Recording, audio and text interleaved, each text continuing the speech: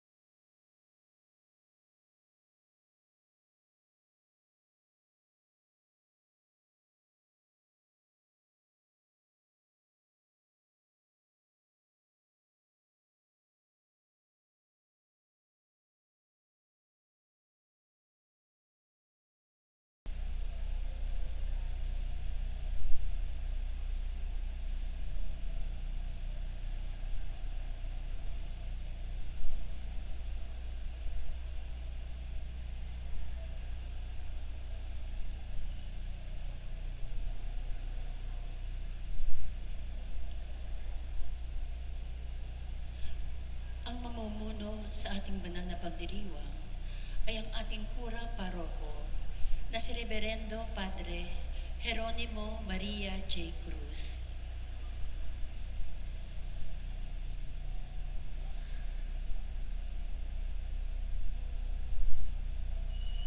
Magsitayo ang lahat at sumabay sa pambungad na awit.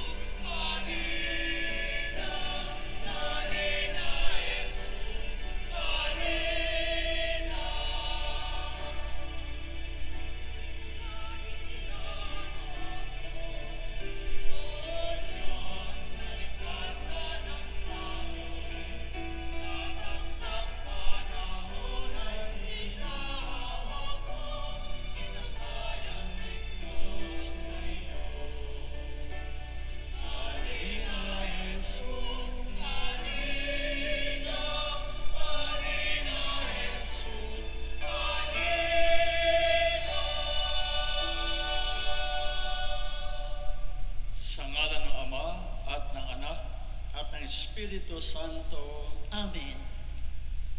sumainyo ang Panginoon. At sumaiyo rin. Magandang gabi sa inyo lahat na mahal na mga kapatid. Magandang gabi din po, Father Jerome. Sino ang nakakalimang araw na ng simbang gabi sa gabi? Pakitaas ng kamay. Napakarami ngayon at ating palapakan ng Panginoon sa biyayang ito na ibinigay sa atin.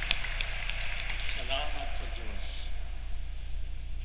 Minamahal na mga kapatid, batiin natin yung ating katabi na isang magandang gabi sa inyong kanan at kaliwa bilang tanda ng ating pagiging isang pamilya na sumasamba at nagpapasalamat sa Panginoon. Good evening. Good evening.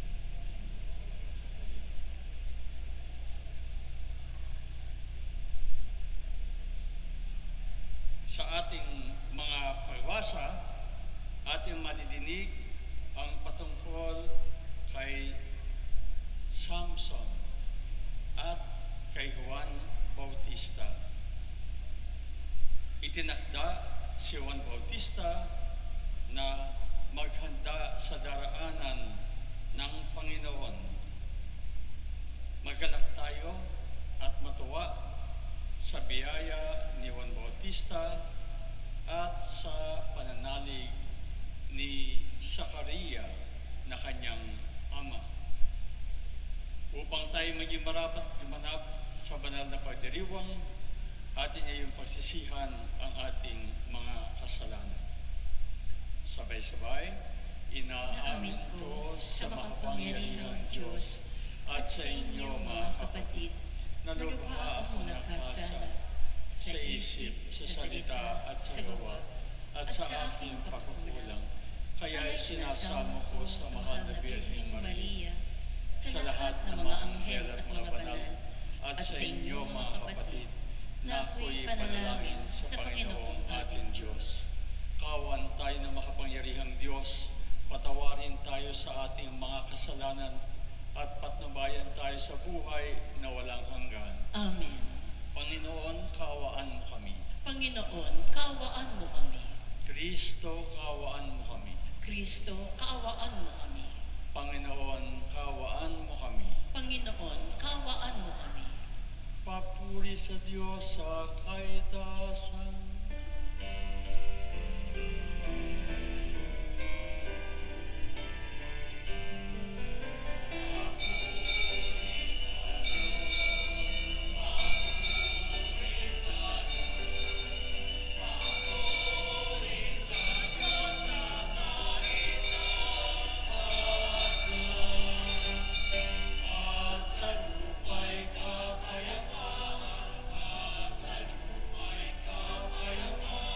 Sama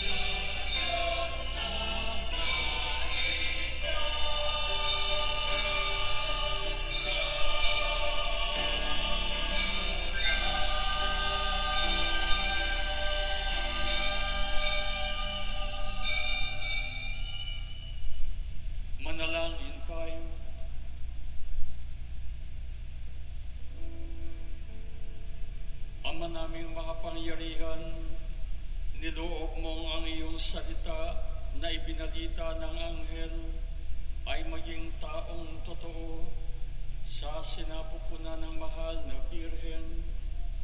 Ipagkaloob mong kaming sumasampalatayang siya ay ina ng Diyos, ay matulungan niyang dumalangin sa iyo sa pamamagitan ni Jesucristo kasama ng Espiritu Santo, magpa sa walang hanggan.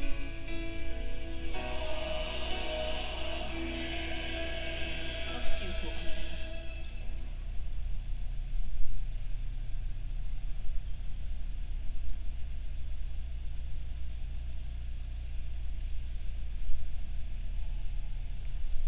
Pagbasa mula sa aklat ng mga hukom. Noong mga araw na iyon, sa bayan ng Zora ay may isang lalaking Manoa ang pangalan, kabilang sa lipi ni Dan. Ang asawa niya ay hindi magkaanak. Minsan, napakita sa babae ang anghel ng Panginoon at sinabi, "Hanggang ngayon ay wala kang anak. Ngunit hindi magtatagal, maglilihi ka at manganganak. Mula ngayon ay huwag kang iinom ng anumang uri ng alak at titikim ng anumang bawal na pagkain.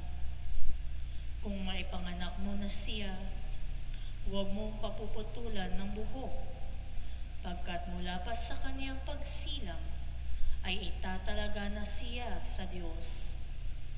Siya ang magsisimulang magligtas sa Israel mula sa mga Filisteo." Ang babae ay lumapit sa kaniyang asawa at kaniyang sinabi, "Napakita sa akin ang isang propeta ng Diyos, parang anghel. Kinikilabutan ako. Hindi ko tinanong kung tagasan siya, at hindi naman niya sinabi kung sino siya. Huwag daw akong iinom ng alak, ni titikim ng anumang bawal na pagkain, pagkat ang sanggol na isisilang ko ay itatalaga sa Diyos." Dumating ang araw at nanganak ang asawa ni Manoa. Lalaki ang sanggol at pinangalanan nilang Samson. Lumaki ang bata na patuloy na pinagpapala ng Diyos. Ang Espiritu ng Panginoon ay lumulukog kay Samson. Ang salita ng Diyos. Salamat sa Diyos. Lagi kong pupurihin ang iyong kapangyarihan. Lagi kong papupurihan ang iyong kapangyarihan. Ikaw nawa ang muog kong at ligtas na kakanlungan. Matatag na kublihan ko at matibay na sanggala. Sa lahat ng masama, O Diyos, ako ay ipaglaban. Lagi kong papupurihan ang iyong kapangyarihan. Panginoon, sa iyo ko inilagak ang pag-asa. Maliit pang bata ako, ay sa iyo ay may tiwala na. Sa simula at mula pa, wala akong inaasahang mag-iingat sa sarili, kundi tanging ikaw lamang. Lagi kong papupurihan ang iyong kapangyarihan. Pagkat ikaw, Panginoon, ay malakas at dakila, ang taglay mong katangian ay ihahayag ko sa madla. Sa pulpa sa pagkabata, ako ay iyong tinuruan. Hanggang ngayon ay sinasambit ang gawa mong hinahangaan. Lagi kong papupurihan ang iyong kapangyarihan. Magsitayo ang lahat.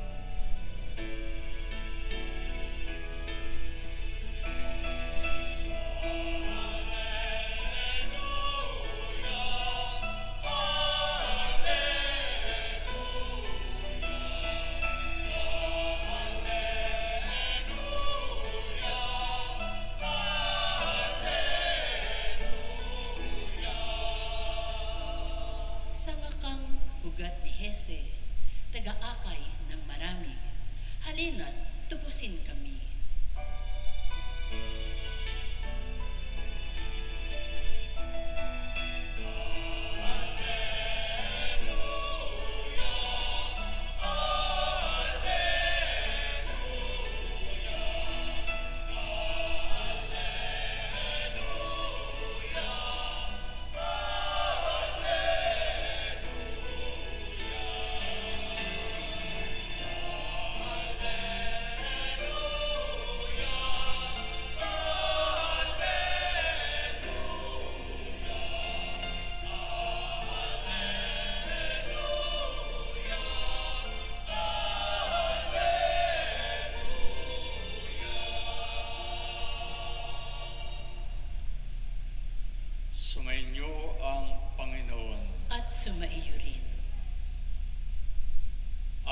ang balita ng Panginoon ayon kay San Lucas. Papuri sa iyo, Panginoon.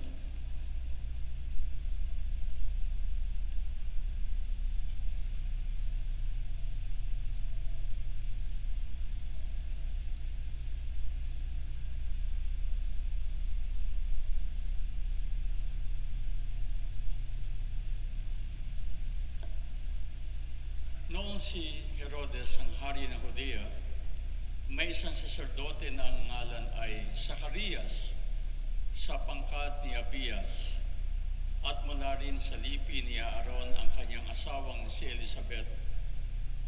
Kapwa sila kalugod-lugod sa paningin ng Diyos, namumuhay ng sangayon sa mga utos at tuntunin mula sa Panginoon. Wala silang anak sapagkat baog si Elizabeth at sila ay matanda na. Ang pangkat ni Zacarias ang nanunungkulan noon at siya ay naglilingkod sa harapan ng Diyos bilang saserdote. Nang sila ay magsapalaran ayon sa kaugalian ng mga saserdote, siya ang nahirang na maghandog ng kamanyang. Kaya't pumasok siya sa templo ng Panginoon sa oras ng pagsusunog ng kamanyang. Samantalang nakakatipon sa labas ang mga tao at nananalangin. Walang ano-ano ay napakita sa kanya ang isang anghel ng Panginoon. Nakatayo sa gawing kanan ng dampanang sunugan ng kamanyang. Nagulat si Zacarias at sinidlan ng matinding takot nang makita ang anghel. Ngunit sinabi nito sa kanya, "Huwag kang matakot, Zacarias. Dininig ng Diyos ang panalangin mo. Kayo ni Elizabeth ay magkakaanak ng isang lalaki at Juan ang ipangangalan mo sa kanya. Ikaw ay matutuwa at magiging maligaya at marami ang magagalak sa kanyang pagsilang sapagkat siya'y magiging dakila sa paningin ng Panginoon. Hindi siya iinom ng alak o anumang inuming nakalalasing. Sa sinapupunan pa lamang ng kanyang ina, mapupuspos na siya ng Espiritu Santo. Marami sa mga anak ng Israel ang panunumbalikin niya sa kanilang Panginoong Diyos. Mauuna siya sa Panginoon taglay ang espiritu at kapangyarihan ni Elias upang pagkasunduin ang mga ama at mga anak at panumbalikin sa daan ng matuwid ang mga suwail. Sa gayon, ipaghahanda niya ng isang bayan ang Panginoon." Sinabi ni Zacarias sa anghel, "Paano ko po matitiyak na mangyayari ito? Sapagkat ako'y napakatanda na at gayon din ang aking asawa." Sumagot ang anghel, "Ako si Gabriel na naglilingkod sa harapan ng Diyos. Sinugo ako upang ihatid sa iyo ang mabuting balitang sinabi ko na sa iyo.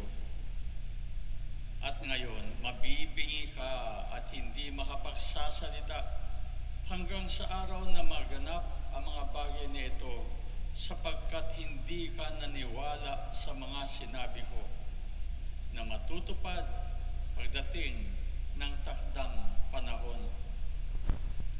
Samantala, naghihintay naman kay Zacarias sa mga tao. Nagtaka sila kung bakit nagtagal siya ng gayon sa loob ng templo. Paglabas niya, hindi na siya makapagsalita. Mga senyas na lamang ang ginagamit niya. Kaya natanto nila na nakakita siya ng pangitain at siya ay nanatiling pipi. Nang matapos ang panahon ng kanyang paglilingkod, ay umuwi na siya. Hindi nga nagtagal at nagdihi si Elizabeth at hindi ito umalis ng bahay sa loob ng 5 buwan. Ngayoy nilingap ako ng Panginoon, wika ni Elizabeth. Ginawa niya ito upang alisin ang aking kadustahan sa harapan ng mga tao. Mga kapatid, ang mabuting balita ng Panginoon. Pinupuri ka namin, Panginoong Hesukristo. Magsiupo ang lahat. Muli isang magandang gabi sa inyo lahat, minamahal ng mga kapatid. Magandang gabi din po, Father John. Ang ating mga pagbasa ngayon ay naglalatag ng 2 tahimik ngunit makapangyarihang tagpo. Ang pagpapahayag ng kapanganakan ni Samson, at siguro kilala natin si Samson kapag binabanggit yung pangalang Delilah, no? Siya yun, Samson, na sa kalaunan ay naging kaugnay ni Delilah, no? At ang pagpapahayag ng kapanganakan ni Juan Bautista, doon natin nadinig sa Ebanghelyo. Ang pagkakaugnay ng 2 pagbasa ito, no, ng 2 kwentong ito, hindi lang yung may dumalaw na anghel, o dili kaya ay may himala na nangyari, kundi ang nag-uugnay sa 2 ito ay yung karanasan na lubos na makatao, yung pagiging baog ng kanilang mga ina, o pagiging tigang na tinatawag. Dahil doon mismo sa katayuan na iyon, kumilos ang Diyos at ginawa ang kanyang plano. Bigyan natin muli ng 3 puntos na pagdinilay ang gabi ito. Una,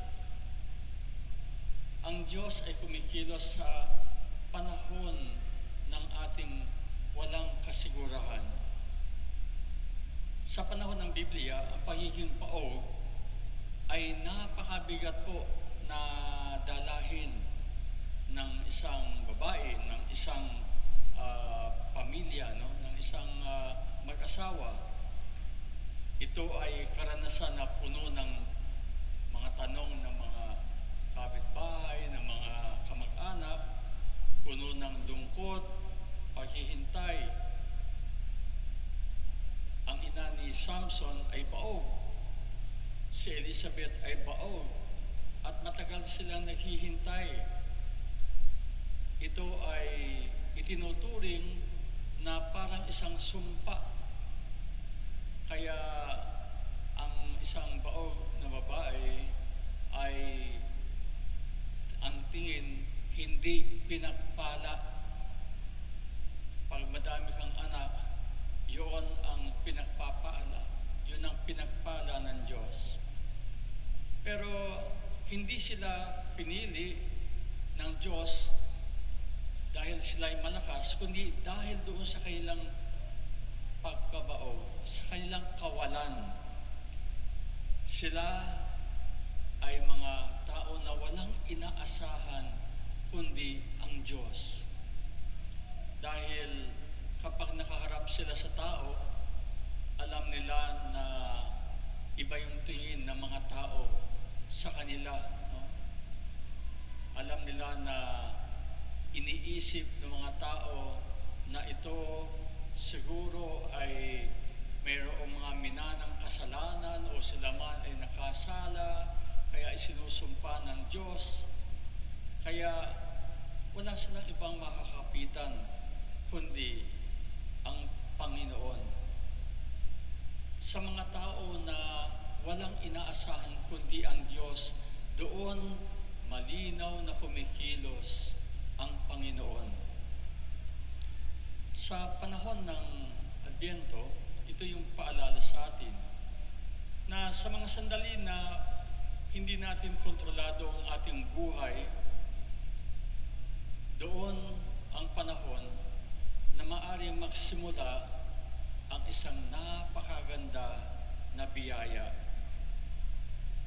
Kaya, lalo na sa ating mga kabataan na ngayon pa lamang nakakaranas ng kahulugan ng buhay, no? Ang panahon ay darating na para bagang tigang ang lupa, walang namumunga, para bang lahat ng ginagawa ay walang kabuluhan o hindi namumunga ng maganda. Hindi ito tanda ng kabiguan ng iyong buhay, kabataan. Ito ay maaring yugto lamang ng iyong buhay kung saan ibig ipakita ng Diyos na siya ang makapangyarihan. Kaya sa ating unang punto, ang Diyos ay kumikilos lalo't higit sa panahon ng walang kasigurahan. Yung ikalawang punto, ang pagiging baog o tigang ay karanasan ng lahat ng tao. Lahat po tayo dumadaan sa panahon na yon. Ang ating buhay ay hindi palaging pataas, hindi palaging masaya, hindi palaging exciting, no? Hindi palaging tagumpay. Madami tayong pagkakataon na para bagang ang ating kapaligiran, ang ating ginagawa, ang ating mga inisip, ang ating plano ay baliwala, nawala, walang kinahinatnan. Ang pagiging tigang at yung pagiging baog ay may iba't ibang anyo at kahulugan. Hindi lahat ito nakikita, pero nararamdaman sa puso. May mga relasyon na hindi na lumalago. May mga ugnayan na mag-aasawa na para bang naging malamig na. May mga panalangin na tila baga hindi nadidinig ng Diyos. May mga pangarap na para bagang nandoon na lang sa isip. Si Zacarias, nanalangin na makaanak. Pero ang tagal, no, wala siyang anak. Hanggang sa maaring nawawala na siya ng pag-asa. Pero sa atin nadinig na Ebanghelyo, hindi yon ang katapusan ng kwento. Ang ang salita ng Diyos na atin nadinig sa panahon na ito ng Adbyento ang nagsasabi sa atin na huwag sumuko, kundi tahimik na magtiyaga, sapagkat ang Diyos ay kumikilos sa ating buhay, nakikita mo man o hindi. Kumikilos ang Diyos sa paraan na hindi mo inaasahan. Kaya ang kabiguan sa anumang uri ay hindi katapusan. Ito ay hakbang lamang patungo sa tagumpay kung ikaw ay may pananampalataya. Kaya yung pananampalataya na yon, yung pananalig sa Diyos na siyang may hawak ng ating buhay, ang tunay na mahalaga. Dito natin dapat maunawaan na hindi naman tayo ang nagpapatakbo ng ating buhay. Oo, tayo ang kumikilos, tayo ang nag-iisip, tayo ang nangangarap, tayo ang gumagalaw, isang Diyos na nakakaalam ng lahat ng bagay, na nasa kanyang mga kamay ang bawat buhay na kanyang nilalang. Kaya yung tao na nagtitiwala sa Diyos ay tumatanggap ng kaalaman tungkol sa plano ng Diyos sa kanyang buhay. Siya ay nakakaroon ng kapayapaan sapagkat hindi taliwas ang nagiging kagustuhan niya sa kagustuhan ng Diyos. Pananampalataya, kinakailangan, pananalig na ang Diyos ang may likha ng lahat ng mabuting bagay. Ang Diyos ang nagbigay ng iyong buhay. Kaya nga ba, naging pipi itong si Zacarias at hindi nakapagsalita. Naging bingi din siya. No? Bakit? Dahil hindi niya pinaniwalaan ang mabuting balita ng Panginoon. Nag-alinlangan siya.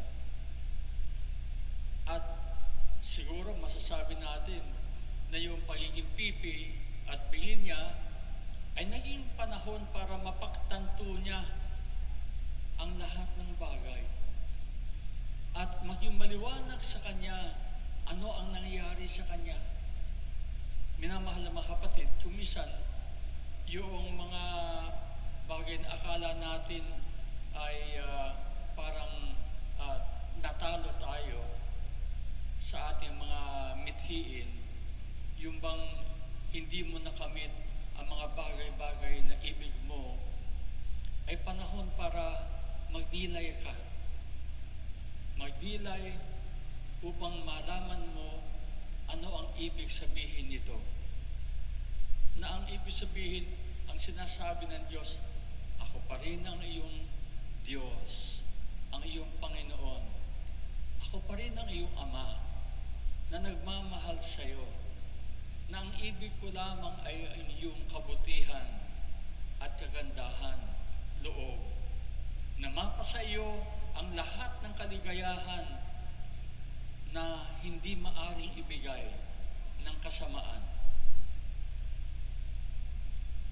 Maituturing natin na ipinag-aadya nga tayo sa masama kapag ang Diyos ay nagbibigay sa atin ng mga pasanin upang siya ay huwag makalimutan. Kaya kuminsan, no, kaya nagkakasakit, para hindi makalimutan ng Diyos. Dahil napakadali nating makalimot. Kuminsan kaya naghihirap para manalangin ang tao. Dahil para bang pagmasagana, wala nang puwang ang Diyos sa kanyang buhay. Para bang kuminsan, kaya kami problema para makita mo ang katotohanan. Dahil madali tayong padala sa kung ano-anong mga bagay na hindi totoo, na mali ang itinuturo, na naglalayo sa atin sa Diyos. Kaya ang sinasabi sa atin, no, tunay, napakahalaga na makita natin sa ating buhay na kumikilos ang Diyos. Ang pagiging tigang o baog, ating karanasan, huwag natin siyang ikahiya. Ilapit natin siya sa Diyos. Ialay natin siya sa Diyos. Dahil kapag nakita mo ang iyong pagiging baog sa iyong buhay, doon mo makikita rin na ang Diyos ay tumutulong, gumagabay, at nagbibigay biyaya sa iyong buhay. Yung pangatlong punto ay yung naging papel ni Samson at ni San Juan Bautista. Hindi ordinaryo, Pinili ng Diyos na maging daan sila sa ikaliligtas ng Israel. Alam niyo, sa bawat binyagan, binibigyan din tayo ng misyon. Bakit ka ba binibinyagan? Upang sumaiyo ang banal na espiritu at upang isabuhay mo ang itinuturo ng Diyos na naging tao. Ang iyong misyon ay ipalaganap ang katotohanan na mahal tayo ng Diyos at ibig niya tayong iligtas. Sa anong paraan? Una sa lahat, sa pagsasabuhay ng itinuturo ng Panginoon. Yun yung kabaliktaran ng pagiging tigang. Kaya nga ang sabi ni Jesus, sana kayo ay mamunga at ang inyong bunga ay magluwat upang makita ng tao. Ano yung pamumunga na yon? Nakabaliktaran ng pagiging baog. Ito yung biyaya ng Diyos na sumasa atin na ating ibinabahagi sa iba. Ito ay lumalago, lumalawak. Yun nga sinasabing siksik, liklik at umaapaw. Yun yung pamumunga na ang biyaya ng Diyos na kapayapaan, ng pagpapatawad, ng justisya, ng kasiyahan at kaligayahan ng puso ay lumalawak. Ang bawat masalubong mo, nakakaroon din ng kapayapaan. Ang bawat makausap mo, naliliwanagan ng isipan. Ang iyong kasambahay, ang iyong pamilya ay nakakaroon ng pakakaisa dahil sumasa iyo ang Diyos. Dahil sumasa iyo ang Diyos. Minamahal na mga kapatid, napakaganda na ating pagnilayan, hindi lang ang buhay na ni Samson, ni Juan Bautista, kundi ang buhay natin. Sapagkat tinipon tayo ngayon upang ipahayag ng Diyos ang kanyang mabuting balita sa iyo. Harinawa, tayo ay makinig at ipahayag itong mabuting balita sa ating buhay upang ang bawat isa tunay na mabiyayaan ng walang hanggang pagmamahal at biyaya at pagpapala ng Panginoon. Amen.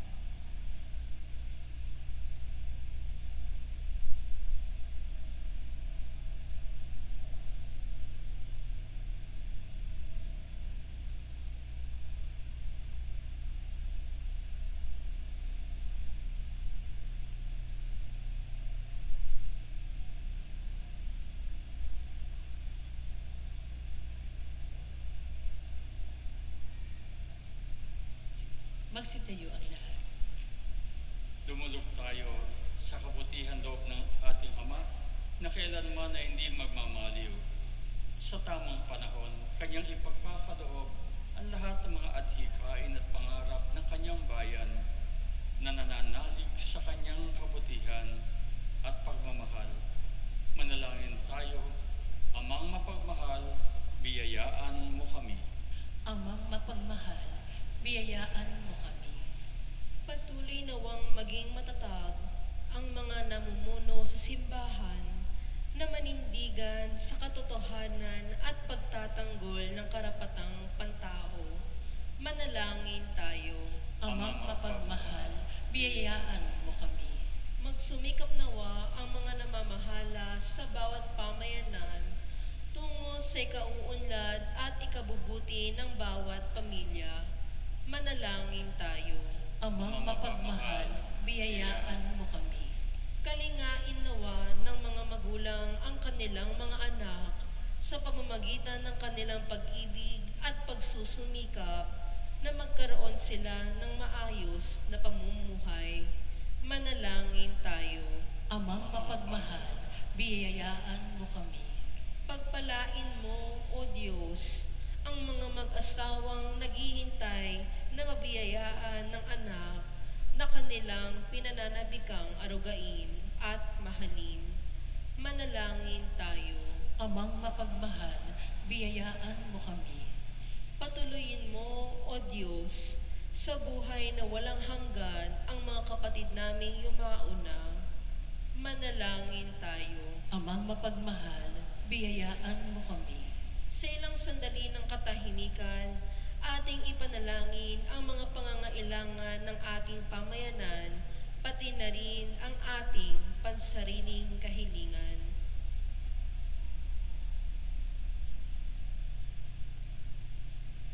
Manalangin tayo. Amang mapagmahal, biyayaan mo kami. O Diyos Ama, patuloy mo nawang biyayaan ang iyong sambayanan at sa pagtanggap namin ng mga kaloob mo, kami rin naway magsilbing biyaya at mukha na kagandaang loob mo. Hinihilingin namin ito sa ngalan ni Jesucristong aming Panginoon. Amen.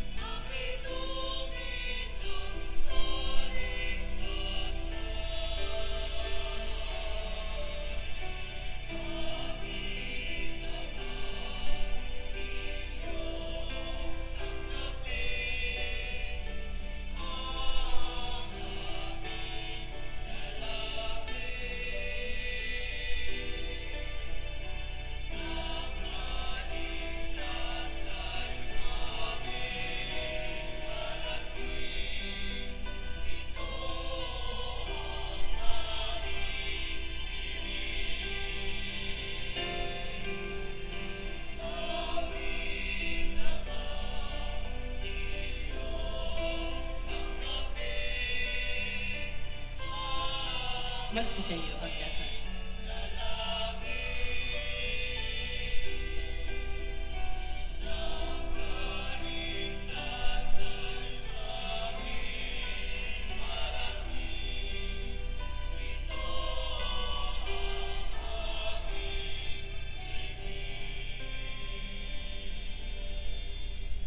Manalangin kayo mga kapatid na itong ating paghahain ay maging kalugod-lugod sa Diyos amang makapangyarihan.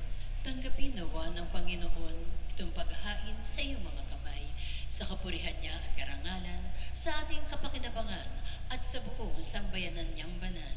Ama namin lumikha, ang mga alay namin nakahain sa iyong dambana ay pabanalinawa ng paglukob ng banal na Espiritu na pumuspo sa sinapupunan ng mahal na Birheng Maria upang magdalang tao at magsilang sa iyong anak na siyang namamagitan magpasawalang hanggan. Amen. Sumainyo ang Panginoon. At sumaiyo rin. Itaas sa Diyos ang iyong puso at diwa. Itinaas na namin sa Panginoon. Pasalamatan natin ang Panginoong ating Diyos. Marapat na siya ay pasalamatan. Ama namin makapangyarihan, tunay nga marapat na ikaw ay aming pasalamatan. Bukod mong pinagpala na maging ina ni Jesucristo, ang mahal na Birheng na pupuri at nagagalak sa iyo. Ikaw ang gumawa ng tanang dakilang bagay. Ikaw ang lumilingap sa lahat magpakailanman. Nilingap mo ang mahal na Birhen bilang iyong abang alipin na iyong binigyan ng tungkuling kumalinga sa anak mong manunubos namin. Kaya kaysa na mga anghel na sisiawit na papuri sa iyo na walang humpay sa kalangitan, kami nabubunyi sa iyong kadakilaan.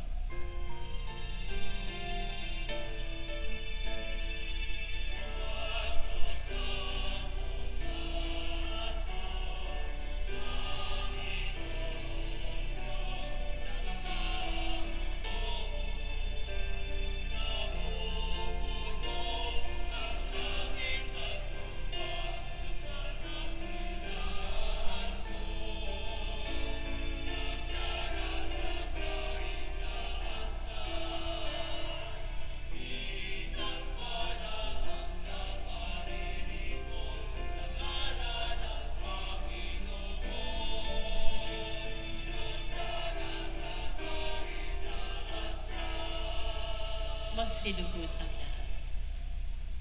Ama naming banal, yung pong mga nakatayo, maaari pong ilagay ang kailang kanang kamay sa harapan ng kailang dibdib, sa harap ng kailang puso, bilang tanda ng dakilang pagbibigay galang sa ating Panginoon.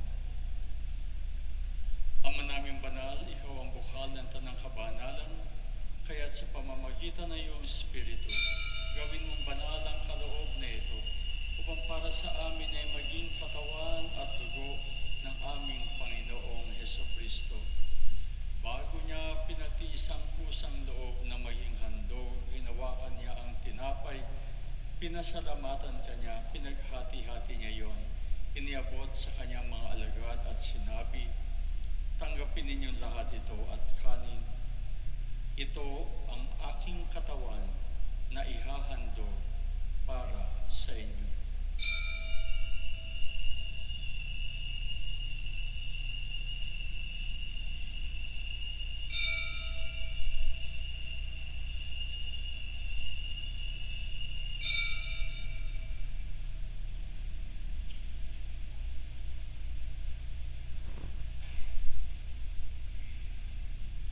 Gayon din naman, nung matapos ang hapunan, hinawakan niya ang kalis, muli kanyang pinasalamatan. Iniabot niya ang kalis sa kanyang mga alagad at sinabi, tanggapin ninyong lahat ito at inumin. Ito ang kalis ng aking dugo, ng bago at walang hanggang tipan. Ang aking dugo na ibubuhos para sa inyo at para sa lahat sa kapagpapatawad ng mga kasalanan. Gawin ninyo ito sa pag-alala sa akin.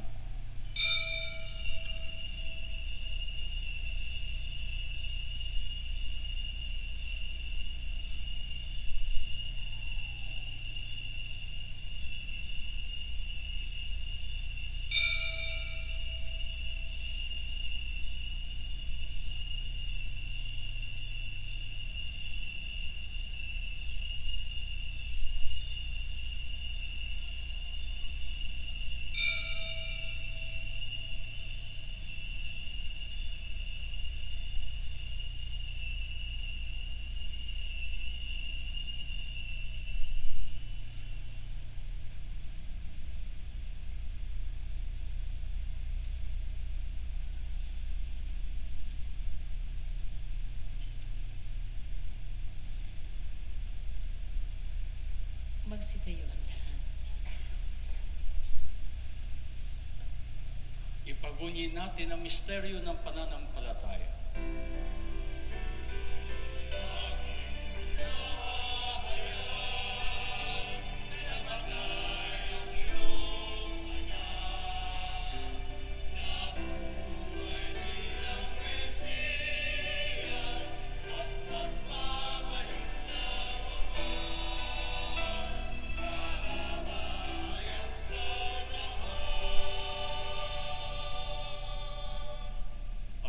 Ginagawa namin ngayon ang pag-alala sa pagkamatay at muling pagkabuhay ng iyong anak, kaya't iniaalay namin sa iyo ang tinapay na nagbibigay buhay at ang kalis na nakakaloob ng kaligtasan. Kami ay nagpapasalamat dahil kami ay iyong minarapat na tumayo sa harap mo para maglingkod sa iyo. Isinasamo namin kami magsasalo-salo sa katawan at dugo ni Kristo ay mabuklod sa pagkakaisa sa pamamagitan ng Espiritu Santo. Amalingapin mo iyong simbahan laganap sa buong daigdig. Puspusin mo kami sa pag-ibig kaysa ni Leon na aming Papa at ni Pablo Virgilio na aming Obispo at ng Tanang Kaparian. Alalahanin mo rin ang mga kapatid namin na himlay na may pag-asang sila'y muling mabubuhay, gayon din ang lahat ng mga pumanaw. Kaawaan mo sila at patuloyin sa iyong kaliwanagan. Kaawaan mo at pahindapatin kami lahat na makasalo sa iyong buhay na walang wakas. Kaysa na mahal na Birheng Maria, na ina ng Diyos, ni San Jose, na kanyang kabiyak ng puso, kaysa na mga apostol ni San Bartolome aming patron, at ng lahat ng mga banal na namuhay dito sa daigdig ng kalugod-lugod sa iyo, maipagdiwang nawa namin ang pagpupuri sa ikararangal mo sa pamamagitan ng iyong anak na aming Panginoong Jesucristo. Sa pamamagitan ni Kristo kasama niya at sa Kanya, ang lahat ng parangal at papuri ay sa iyo, Diyos amang makapangyarihan, kasama ni Espiritu Santo, magpa sa walang hanggan. Amen.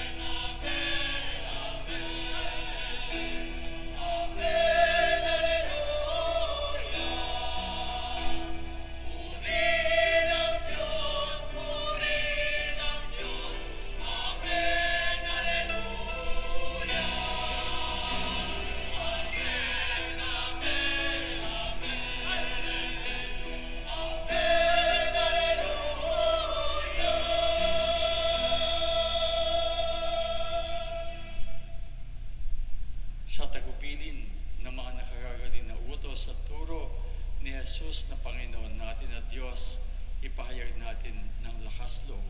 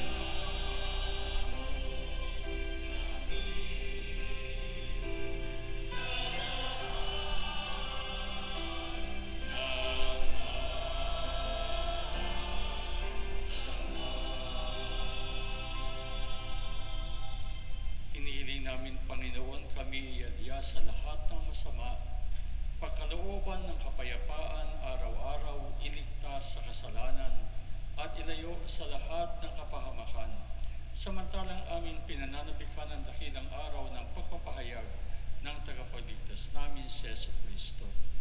Sapagkat iyo ang kaharian, ang kapangyarihan at ang kapurihan magpakailanman. Amen. Panginoong Jesucristo, sinabi mo sa iyong mga apostol, kapayapaan ang iniiwan ko sa inyo. Ang aking kapayapaan ang ibinibigay ko sa inyo. Tunghayan mo ang aming pananampalataya at huwag ang aming pakakasala. Pakalooban mo kami ng kapayapaan, kagalingan at pakakaisa ayon sa iyong kalooban, kasama ng Espiritu Santo magpa sa walang hanggan. Amen. Ang kapayapaan ng Panginoon ay laging sumainyo. At sumaiyo rin. Ipahayag po natin ngayon sa bawat isa ang kapayapaan ni Kristo. Peace be with you. Kapayapaan sa inyo.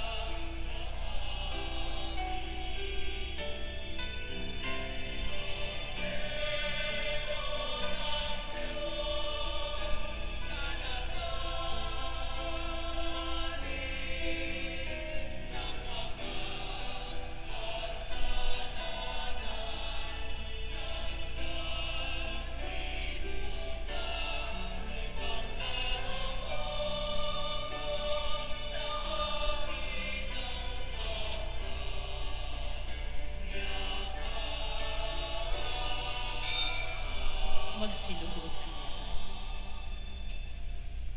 Narito ang kordero ng Diyos. Narito siyang nag-aalis ng kasalanan ng sanlibutan. Mapapalad ang tinatawag sa kanyang piging. Panginoon, hindi ako karapat-dapat na magpatuloy sa iyo. Ngunit sa isang salita mo lamang ay gagaling na ako. May the body and blood of our Lord Jesus Christ keep us safe for eternal life. Amen.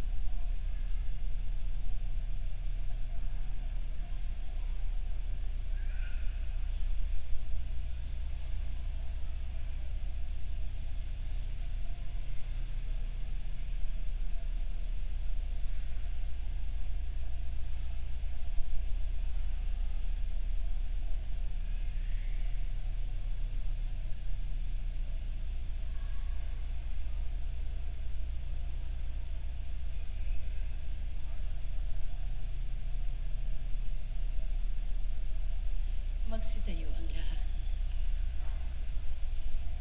Manalangin tayo.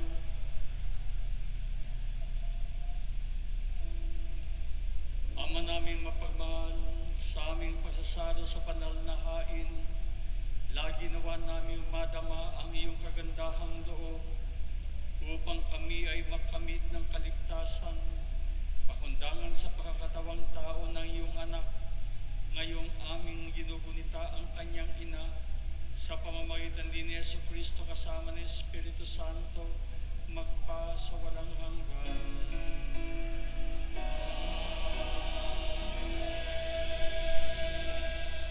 Magsiupo ang lahat para sa ilang paalaala. Tayo po ay magkakaroon ng second collection at ito ay para sa RNF Audio System. Mayroon po tayong ipinamimigay na sobre alay sa Pasko. Maaari ninyo itong ihulog sa buslo o ibigay sa opisina ng ating parokya. Mayroon po tayong parol para kay San Bartolome na may temang Jesus, liwanag na nagbibigay buhay, pag-asa ng mundo. Sa mga nagnanais mag-sponsor ng parol, makipag-ugnayan lamang po sa opisina ng parokya o sa labas na simbahan. Ang Ministry on Youth Affairs na San Bartolome Parish ay magkakaroon ng ika-30 Paskong Paslit sa darating na Disyembre 22, 2025 na may temang 3 dekadang pagbibigayan, kwento ng pag-ibig sa bawat kabataan. Dahil po dito, kami po ay humihingi ng tulong tulad ng grocery bags, daruan, loot bags at hygiene kits. Para sa inyong mga tulong donasyon, maaari po kayo pumunta sa may booth sa may harap ng pintuan ng simbahan. Maraming salamat po sa mga nag-alay para sa ating pamaskong handog.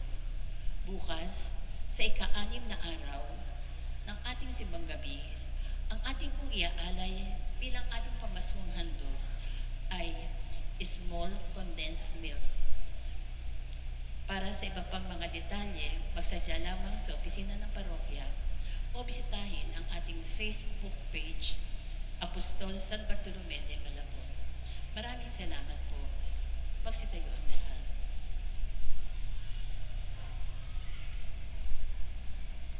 Isang maikling paalala lang, no? So, habang papalapit tayo sa Pasko, ay papaingay at talagang sa lahat ng kalye, sa lahat ng mga malls, yung Christmas rush na tinatawag, no?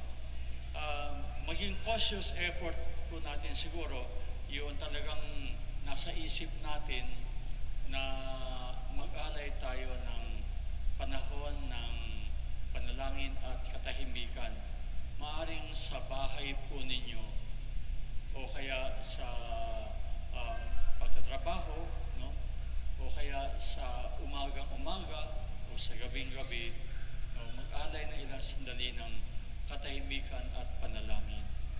At ito ay magsilbi na pinaghuhugutan ng lakas natin sa lahat ng mga anumang pagsubok na ating kinakaharap sa ating buhay. Sumayin niyo ang Panginoon At sumaiyo rin. Iko natin ang ating ulo habang ginagawad ang pagbabasbas at ating sagutin ng isang malakas na amen. Pagpalain nawa kayo ng Diyos na sa pagsilang ng anak niya mula sa mahal na Birhen ay naghatid sa daigdig ng katubusang walang hanggan. Amen. Pasiglahin nawa kayo sa malasakit ng mahal na Birhen na siyang nagbigay sa inyo ng tagapaghatid ng buhay na walang hanggan. Amen.